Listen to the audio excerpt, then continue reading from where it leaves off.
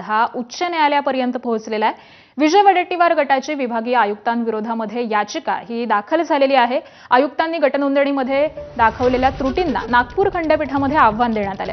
तर याचिका दाखल करून घेऊन खंडपीठ सुनावणी करतं का याची आता उत्कंठा लागली आहे। चंद्रपूरमध्ये आज महापौर पदाच्या निवडणुकीसाठी अर्ज भरण्याची शेवटची तारीख आहे। काँग्रेसची गटनोंदणी न झाल्यास 27 नगरसेवकांना व्हीप लागेल का असा देखील प्रश्न आता उपस्थित झालाय। त्यामुळे संपूर्ण राज्याचं लक्ष हे सध्या चंद्रपूरकडे लागलंय। महापौर पदाचा उमेदवारी अर्ज दाखल करण्यासाठी आज अखेरची मुदत आहे। मात्र अजूनही काँग्रेसची अधिकृतरित्या गटनोंदणीही झालेली नाही। वडेट्टीवार आणि धानोरकर गटातला वाद संपणार कधी असा सवाल उपस्थित झालाय। पक्षश्रेष्ठींनी सुचवलेल्या फॉर्म्युलानंतरही पक्षाचा एकसंध गट हा नोंदवला जाईल का असाही प्रश्न यामुळे निर्माण झालाय।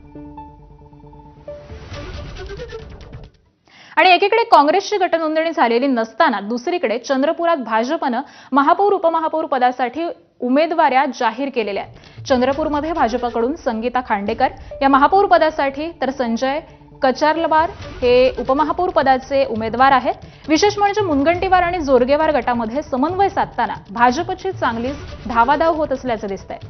खांडेकर या मुनगंटीवार समर्थक आहेत तर कंचारलवार हे जोरगेवार समर्थक आहेत।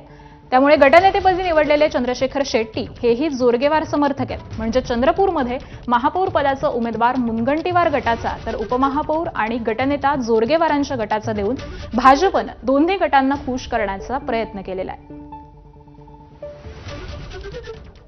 आणि पुढची बातमी नाशिकमधून।